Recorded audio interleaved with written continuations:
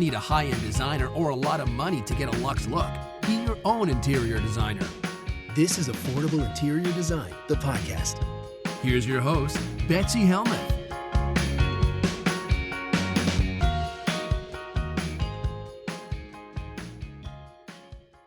My next question comes from Chrissy. Chrissy is writing all the way from Wilson, North Carolina. She says, "Hi, Betsy. We're getting ready to remodel our 80s traditional kitchen to our beloved modern farmhouse style." Uh-oh, Chrissy. Just don't listen to the question before, okay? Just don't listen. Plug your ears. It's going to be a complete gut, and I'm very nervous about it. The size of our kitchen is 11 feet by 18 feet, with the cabinets and appliances having to be placed down the 18 feet sides. Windows and or doors won't allow for anything to be put on our 11-foot sides. There's going to be no room for an island. I'm worried that it's going to look like an oversized galley kitchen. With our family growing by leaps and bounds, I was really hoping to have a bar area with stools, but because we can't fit in an island, that's just not an option. I've thought about not putting, cabinets under our coffee bar and putting stools there, considering we will have our coffee pot, canisters for coffee, sugar, etc. I am worried there will be little room left over for somebody to place their plates, silverware, and beverage. I did think about making it deeper instead of the average 25-inch countertop, opting for a 36-inch deep instead. The 36-inch will be the depth of our encased fridge, which will be on one side of the coffee bar, and our pantry, which is the same depth on the other side. But I worry it won't look quite right. Please let me know what you think. Thank you. Well, Chrissy, I would be more able to let you know what I think if I could see some pictures, because right now it's all theoretical, and certainly I can give you some advice about what people do and what is the standard.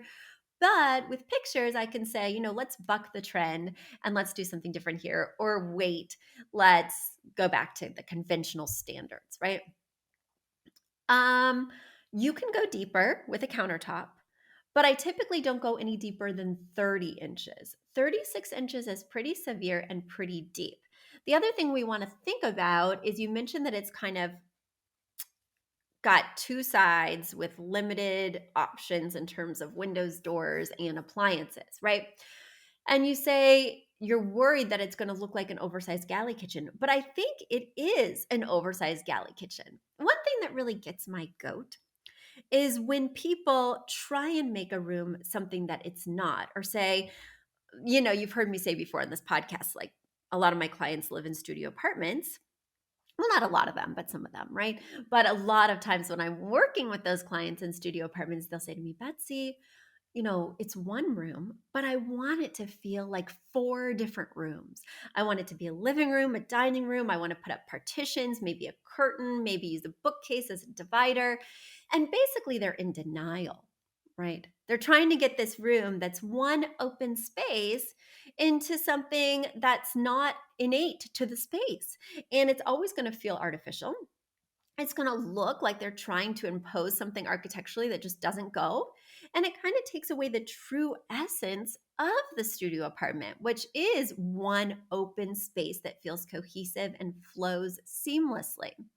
I wonder if you're not in a bit of denial about your galley kitchen as well. That's just something that popped into my head. No matter how much we spend on a house, no matter how we renovate a house, there's always going to be things that we wish were different. I have mentioned this before, but it bears repeating, especially during the holiday season. It's the same with our partner, our family, right? There's so many reasons to love them, but there are also things that we don't love. But if you're constantly pushing against the things you don't love, constantly wishing that something that is the case was different, then you're going to be fighting a losing battle, and you're going to be focusing on the negative rather than embracing that space or that person holistically. So, Chrissy, this is a galley kitchen. Just embrace it. The other thing that troubles me about turning part of it into a countertop is that when you're in a galley kitchen and you don't have room for a peninsula or an island, what you're doing when you have a countertop is you're forcing somebody to look at the wall, because you didn't tell me there's an opening to, say, the living room, and this is not an L-shaped countertop or anything like that. So when they're sitting there eating their breakfast, when they're sitting there, reading the paper, having a coffee, they're staring at a wall, which makes it less interesting to sit there and makes it somewhat awkward to sit with other people, right? Because then you're just frogs on a log staring at a wall. So I want you to consider not making it into seating and instead having that additional storage, because you mentioned that you've got a family that's growing by leaps and bounds, and this kitchen is a nice generous size. But if you need storage, if you see that you're a little maxed out, I think you would get more bang for your buck with additional cabinetry than you would get with an isolated space for a kid to eat their Cheerios while staring at a backsplash. A big thank you to Aton and the Embassy, who wrote our theme song. A shout out to Catherine Heller, who owns the podcast shop and is our editor extraordinaire. We also want to thank Ginny Sunasan and her team at the Savvy Podcast Agency for their help with our social, our YouTube channel, and so much more. We also want to thank Uploft, which is our parent company who supports this podcast. And lastly, we owe a huge debt of gratitude to you. Thank you so much for tuning in and for all your support.